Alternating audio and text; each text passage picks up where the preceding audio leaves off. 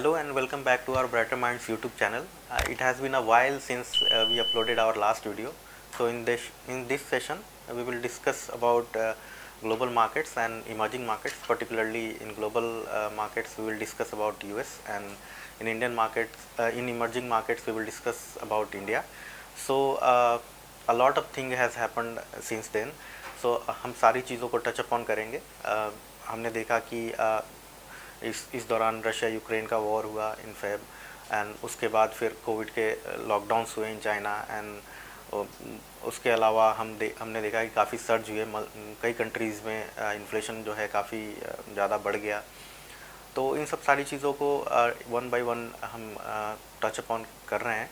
सबसे पहले यूएस का देखेंगे तो यूएस के अंदर में अनप्रेसिडेंटेड राइज है इन्फ्लेशन का, जो 1980s में जो लेवल थी 4 डिकेड हाई पे अभी उनका नंबर आया 8.6 के अराउंड. जो उनका इन्फ्लेशन का डेटा था, मार्केट एक्सपेक्ट कर रही थी कि 8.3 का आएगा, और देयर आर थ्योरीज की inflation has peaked out. But since Russia Ukraine has only war has only accentuated the pain, so वो वहाँ पे ग्लोबल एनर्जी प्राइसेस जो है वो काफ़ी शूटअप हो गई, और उसका पेन कहीं ना कहीं हर कंट्री ने इन्फ्लेशन के रूप में देखा है. और पर्टिकुलरली यूएस के अंदर में जो वहाँ पे इन्फ्लेशन बढ़ी है उसको लेके काफ़ी कंसर्न्स हैं लोगों के, बिकॉज उनका जो यील्ड है रियल इंटरेस्ट रेट जो है वो काफ़ी ज़्यादा निगेटिव हो गया है. इन्फ्लेशन अभी वो लास्ट ओवरनाइट हमने देखा कि 75 बिप्स से उन्होंने अपना जो रेट हाइक किया वो भी अनप्रेसिडेंटेड था, बिकॉज 1994 के बाद ये फर्स्ट टाइम है जब उन्होंने इतने लार्ज चंक में एक बार में उन्होंने रेट को हाइक किया है. हालांकि कमेंट्री अगर देखें तो कमेंट्री थोड़ी सी डोविश थी. उनका कहना था कि हम जो जुलाई में जो मीट होएगी फेड की, जो 27 जुलाई को है, वहाँ पे 50 to 75 बिप्स कुछ भी हो सकता है. That depends on the data कि कैसे प्ले आउट होता है वो सारी चीज़. और उसके बाद इसका असर ये रहा कि ग्लोबल मार्केट्स में एक पेन आया. जो उनकी इन्फ्लेशन बिल्ड हुई उसकी वजह से वो यूएस की बॉन्ड यील्ड्स काफ़ी सर्च कर गई. बॉन्ड यील्ड जो है वो उनकी 2 ईयर की जो बॉन्ड यील्ड रेट जिस रेट पे कॉर्पोरेट बोरो करते हैं, और 10 ईयर जो मॉर्गेज रेट के लिए बेसिकली बेंचमार्क यूज़ होता है, वो मार्च के टाइम पे वो इन्वर्ट हो गया था. बट कई लोगों का अपना मानना है कि रिसेशन की भी बातें चलने लगी हैं. बट जो कर्व इन्वर्जन हुआ था वो काफ़ी लंबा स्टिक नहीं किया. मोस्टली जो ड्यूरेबल मतलब पीरियड तक अगर होता है तो that is the good predictor. But since March के बाद बहुत क्विकली रिवर्ट हो गया. So we are still in doubts कि रिसेशन का क्या है, बिकॉज रिसेशन जब तक आता नहीं है तब तक it is very difficult to say, क्योंकि कई बार रिसेशन की पास्ट में भी बातें उठी हैं, but that has not rectified. So basically US के बॉन्ड यील्ड्स की बढ़ने की वजह से कई कंट्रीज़ में फॉरेन मनी आउटफ्लो हुआ. करेंसी को लेके थोड़ी सी रीबैलेंसिंग हुई, बिकॉज डॉलर इंडेक्स भी जो था उनका 1.105 के लेवल से काफ़ी ऊपर चला गया, जो कि एक अनकम्फर्टेबल रहता है इमर्जिंग मार्केट्स के लिए. और बॉन्ड यील्ड्स के इतने ज़्यादा बढ़ने की वजह से जो डिफरेंशियल क्रिएट हुआ वो कहीं ना कहीं करेंसी के ऊपर भी इम्पैक्ट डाल रही थी चीज़ों को. तो कई इमर्जिंग मार्केट्स में हमने उसके अंदर काफ़ी ज़्यादा आउटफ्लो देखा. अगर उनकी मार्केट्स के बारे में मार्केट्स के पॉइंट ऑफ व्यू से बात करें तो जो S&P 500 है अभी भी 3800 के अराउंड ट्रेड कर रहा है.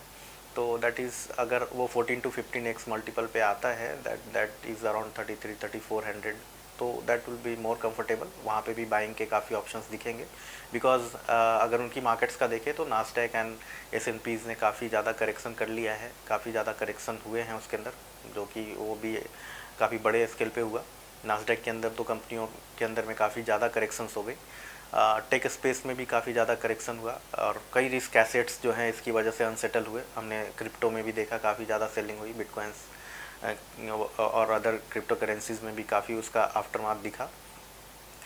ये सारी चीज़ों को देखते हुए थोड़ी सी अब जुलाई में क्या रहेगी फेड की अपनी प्रोजेक्शंस, और क्या रहेगा उनका आउटलुक, उस पर एक डिपेंडेंसी रहेगी. 27 जुलाई को हम उसके ऊपर चर्चा करेंगे. और अब इंडिया के पर्सपेक्टिव से चीज़ों को देखते हैं. अब इंडिया के पर्सपेक्टिव से चीज़ों को देखने का ये है कि फॉरेन मनी का काफ़ी आउटफ्लो हो रहा है. 3.5 लाख करोड़ से ऊपर का आउटफ्लो हो चुका है. वो एक प्रेशर पुट कर रहा है फंड फ्लो के पॉइंट ऑफ व्यू से. और बिकॉज इमर्जिंग मार्केट बास्केट्स में इंडिया एक प्लेयर है, और इमर्जिंग मार्केट को लेके काफ़ी ज़्यादा थोड़ी सी ट्रबल रही पीछे. चाइना के टेक क्रैकडाउन, और फिर उनका कोविड का लॉकडाउन, रशिया के अंदर में जो वॉर के अंदर में जाना, तो उस बास्केट में जो सेलिंग हुई है, इंडिया का एलोकेशन चूँकि ज़्यादा हो गया था because India has been outperformer. So एक पूरा का पूरा सेल ऑफ आया है और उसकी वजह से ये सारी चीज़ें हुई हैं। फॉरेन मनी आउटफ्लो को के पॉइंट ऑफ व्यू से चीज़ों को देखें तो अनप्रेसिडेंटेड है। इतनी बड़ी स्केल पे सेलिंग काफ़ी लंबे टाइम के बाद इतने लंबे ड्यूरेशन तक चली है। उसकी वजह से क्या हुआ, इंडिया का अपना जो वैल्यूएशंस था, जो मार्च के टाइम पे हमने 22-23x फॉरवर्ड मल्टीपल पे देखा था, वो अब कहीं ना कहीं कूल डाउन हो गई है, 18x के मल्टीपल पे आ गई है। और अर्निंग्स सीजन अभी जस्ट कंक्लूड हुआ है FY22 का, तो वहाँ पे अर्निंग्स में भी काफ़ी अच्छी ग्रोथ दिखी है। तो एक तरफ से हमारी अर्निंग बिल्ड हुई है और दूसरी तरफ से हमारा मल्टीपल भी कूल डाउन हुआ है। ऑब्वियसली एलोकेशन के पॉइंट ऑफ व्यू से वहाँ पे इंडिया का जो इमर्जिंग मार्केट बास्केट में होता है, इमर्जिंग मार्केट इंडेक्स के अंदर में, तो वहाँ पे भी एक एलोकेशन रिड्यूस हुआ है, काफ़ी कूल डाउन हुआ है।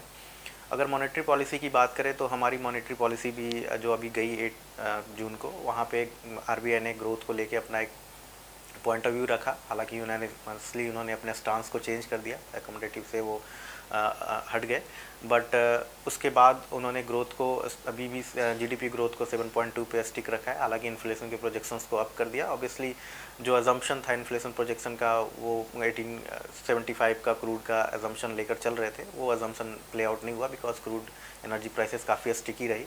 हालांकि इंडिया बहुत कोशिश भी कर रहा है कि उसकी जो क्रूड बास्केट है वो थोड़ी सी चीप हो जाए। अभी रशिया से भी हम काफ़ी ज़्यादा क्रूड ऑयल इंपोर्ट कर रहे हैं, जो 1% के अराउंड हुआ करता था, अभी 18% के अराउंड का तकरीबन हो गया है। सेकंड लार्जेस्ट पार्ट हो गया है जहाँ से हम इंपोर्ट कर रहे हैं। तो कहीं ना कहीं हमारे इन्फ्लेशन को टेम करने में काफ़ी हेल्प करेगा। और मानसून के पॉइंट ऑफ व्यू से देखें तो मानसून भी अभी काफ़ी नॉर्मल रहा है अभी तक, जो प्रेडिक्शंस आ रही हैं उसके हिसाब से। तो सिंस हमारा इन्फ्लेशन बास्केट में जो है रिटेल CPI बास्केट में काफ़ी ज़्यादा वेट होता है फूड इन्फ्लेशन का, तो वो भी एक हेल्प आउट मिलेगी चीज़ों को कूल डाउन करने में। RBI ने अपने प्रोजेक्शंस को हालांकि अब किया था, इस बार अभी 5.7 से वो 6.7 पे गए हैं, बट उनके टॉलरेंस जोन से अभी वो बाहर है। 6% का टॉलरेंस जोन है उनका, हालांकि टारगेटेड तो 4% का ही रहता है उनका। बट जैसे मानसून अगर अच्छी हुई और फूड इन्फ्लेशन का जो इम्पैक्ट आया, तो हम देखेंगे कि शायद एक्सेलरेटेड हाइक ना हो। मार्केट का एक बिलीफ है कि अपनी जो इंटरेस्ट रेट है शायद इस ईयर वो एक एंड करे 5.90 पे, बिकॉज अभी वी आर ऑन 4.90। अभी 19 बिप्स की जो 2 बैच में हाइक्स हुई, तो उसका असर ये है। अगर हम निफ्टी के पॉइंट ऑफ व्यू से बात करें, निफ्टी अर्निंग्स के पॉइंट ऑफ व्यू से बात करें, because in the long term, short term में जो अपनी मार्केट होती है वो एक वोटिंग मशीन की तरह काम करती है, but in the long term earnings जो है वो ड्राइव करती है चीज़ों को, और कैश फ्लो ड्राइव करता है चीज़ों को। तो अर्निंग के पॉइंट ऑफ व्यू से अगर हम देखें तो निफ्टी की जो अर्निंग है, निफ्टी ने अपना जो FY22 है वो क्लोज़ किया है 785 पे EPS पे। तो जो आगे की अगर हम जैसे RBI ने 7.2 का ग्रोथ गाइडेंस दिया GDP का और 6.7 का इन्फ्लेशन का गाइडेंस, तो रफली 14% का एक तरीके से नॉमिनल ग्रोथ एक्सपेक्ट कर रहे हैं FY23। तो अगर हम इस पॉइंट ऑफ व्यू से देखें तो निफ्टी कहीं ना कहीं 870-880 के अराउंड का EPS रहेगा हमारा FY23 के अंदर में। थोड़े EPS डाउनग्रेड्स आ सकते हैं, but broadly we will be in that zone. So उसके पॉइंट ऑफ व्यू से देखें तो अभी हम जो फॉरवर्ड मल्टीपल है हमारा 18x के अराउंड FY23 पे हम ट्रेड कर रहे हैं। 16x जो है वो एक रहा है मीडियन मल्टीपल, वहाँ पे काफ़ी अट्रैक्टिव जोन हो जाता है। तो थोड़ा बहुत जो रूम है वो हो सकता है, थोड़ी बहुत रूम हो, बिकॉज नोबडी नोज़ कि टॉप और बॉटम कहाँ पे लगते हैं, बिकॉज ये चीज़ें इनसाइड में ज़्यादा क्लियरर होती है। अगर हम प्राइस टू बुक वैल्यू के पॉइंट ऑफ व्यू से चीज़ों को देखें, बिकॉज निफ्टी का एक लार्ज कंस्टिट्यूएंट जो है वो सिक्लिकल नेचर का है, बैंकिंग का काफ़ी ज़्यादा वेट है, 33% के अराउंड का वेट, लगभग उसी जोन में मोर देन 30% चलते हैं। वो पार्ट जो है चूँकि अभी हमारा जो बॉन्ड यील्ड्स बढ़ रहे हैं और RBI ने रेपो रेट बढ़ाना शुरू कर दिया है, तो चूँकि रेपो रेट से बहुत सारी लोन मोस्ट 2/3 लिंक्ड रहती हैं बैंक्स की, तो वहाँ पे उनके पास प्राइसिंग पावर आ जाता है, तो वहाँ पे एक अर्निंग अपग्रेड्स आने के चांसेस रहते हैं।